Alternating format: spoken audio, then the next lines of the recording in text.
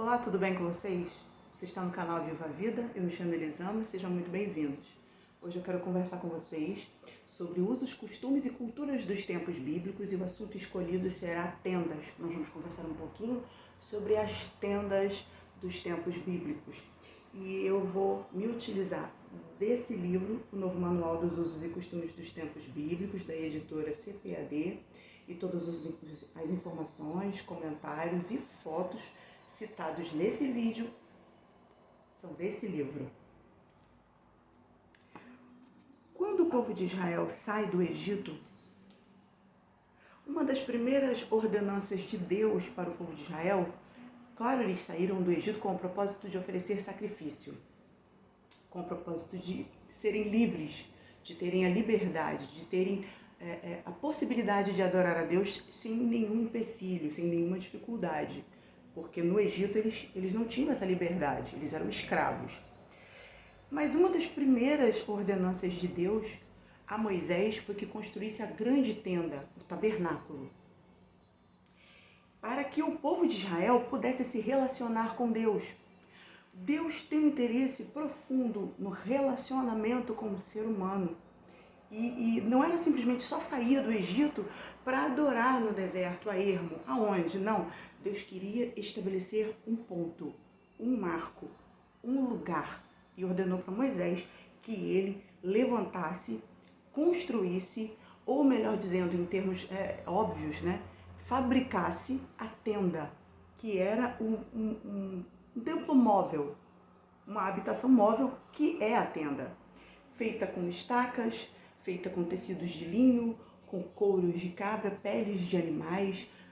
Deus ordenou que Moisés construísse o tabernáculo, a grande tenda, para que o povo de Israel pudesse se dirigir até ali para se relacionar com ele. E qual a importância da tenda? O povo de Israel é um povo extremamente zeloso pela cultura, tanto que os significados dos nomes para os israelitas é muito importante. O nome tem a ver com a personalidade, o nome tem a ver com a situação a qual a mãe, ou o pai, ou a família, ou o bebê se encontrava quando nasceu. O nome determina a personalidade, como no caso de Jacó. O nome traça uma linha do tempo para o futuro daquele indivíduo.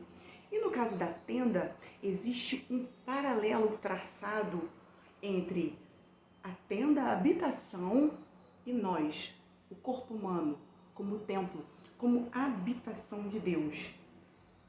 E o interessante é que Deus utilizou a tenda. Em todo o decorrer do texto bíblico você vai encontrar a tenda sendo exemplificada de várias formas para retratar o ser humano e o próprio Deus, porque a tenda fala primeiro de relacionamento, como nós já falamos aqui agora, já falei para vocês. Depois a tenda fala de simplicidade. A tenda era algo simples, pelos de animais, estacas, tiras. A tenda fala de simplicidade. A tenda fala de transitoriedade. A tenda fala daquilo que está em constante movimento. Montar, desmontar, mudar de lugar. A tenda poderia ser movida. A tenda poderia ser ampliada. Isaías 54 fala muito bem sobre isso, quando o profeta Isaías, inspirado pelo Espírito de Deus, diz assim: amplia o lugar da tua tenda. Amplia o espaço, estendam-se os toldos, as cortinas da tua habitação. E isso tem muito a ver com o ser humano. Quando nós estamos na nossa caminhada com Deus, estamos aprendendo com Deus, o natural é que nós entremos num processo de constante transformação, de constante movimento, de constante ampliação. A tenda fala de lar, fala de aconchego, fala de hospitalidade. Era muito importante para o povo israelita a hospitalidade. Gênesis 18:1 fala que Abraão recebeu em sua casa, em sua tenda, a visita de 2 anjos.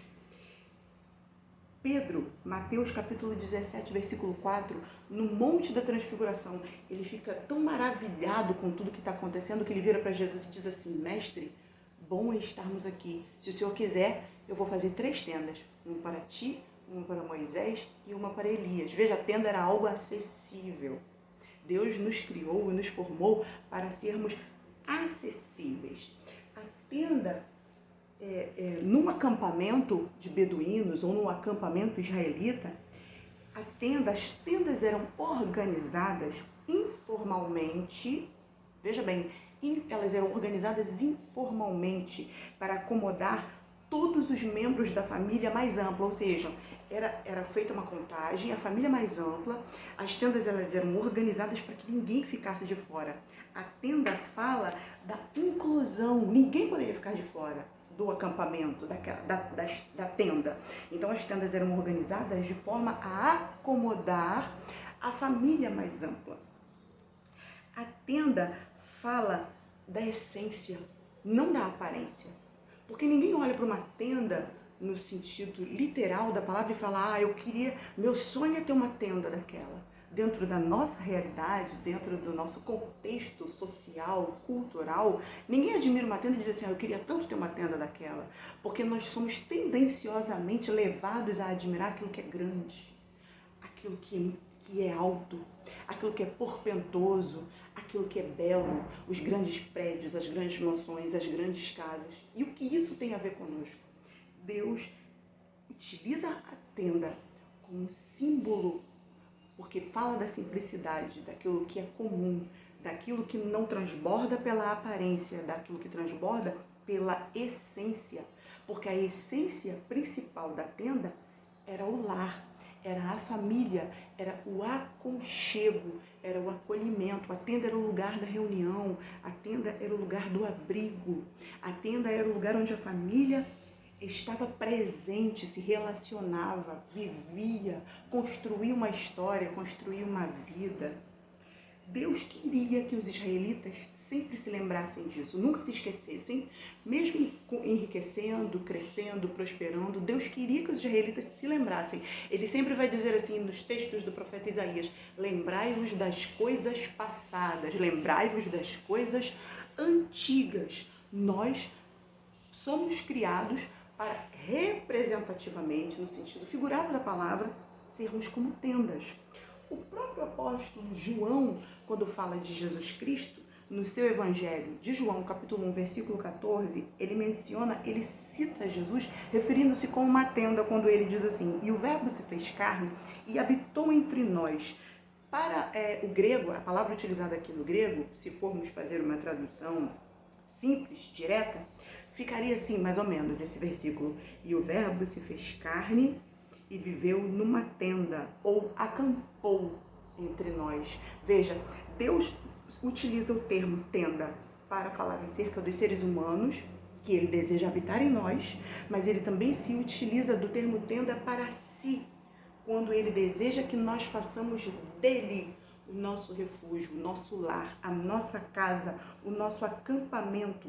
Salmo 91 corrobora essa informação quando diz assim, aquele que habita no esconderijo do Altíssimo, a palavra hebraica aqui para habita, significa acampar, acampamento, aquele que acampa, aquele que monta a sua tenda no esconderijo do Altíssimo, a sombra do Onipotente descansará. Olha só o paradoxo, como Deus está interessado em se relacionar conosco. O Êxodo 25:8 diz que Deus ordena que façam para ele uma tenda, para que o povo pudesse estar perto dele, para que ele pudesse se acampar no meio do seu povo. E agora o salmista, no Salmo 91, diz que nós podemos nos acampar em Deus. E sabe o que é interessante disso?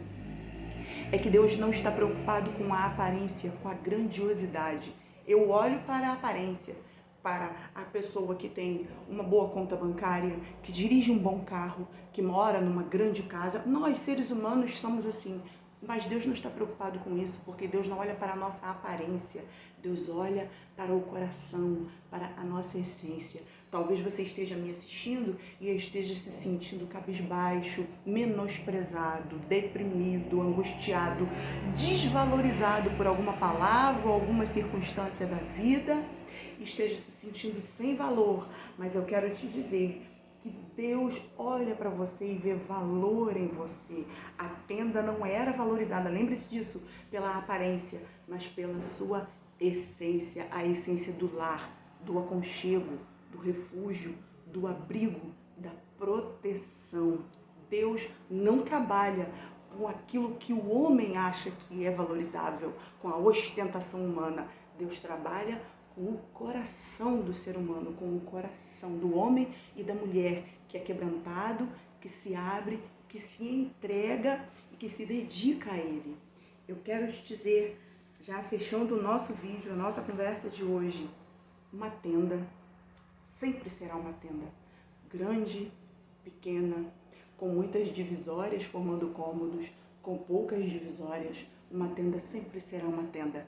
Nunca menospreze o seu valor. Não é à toa que o texto bíblico nos equipara a tendas, porque nós somos vulneráveis como uma tenda. A facilidade de montar e desmontar, a facilidade de estar aqui e no outro dia não estar mais, como é a vida humana, a transitoriedade. Nós somos frágeis, vulneráveis, transitórios, passageiros, como o salmista no Salmo 90 disse, quando ele menciona que a vida ela passa como um sopro. Mas Deus ele não olha para a nossa fragilidade, vulnerabilidade. Ele olha para nós e vê em nós valor. Enxergue o seu valor em Deus. Creia que Deus olha para você e enxerga em você o seu valor, a sua essência. E Ele quer morar em você, habitar em você, cuidar de você e quer que você também tenha um relacionamento com Ele e faça dele a sua habitação, a sua moradia e o seu refúgio. Se você gostou desse vídeo, compartilhe com seus amigos, se inscreva no canal, não esqueça de deixar o seu like. Até a próxima e viva a vida!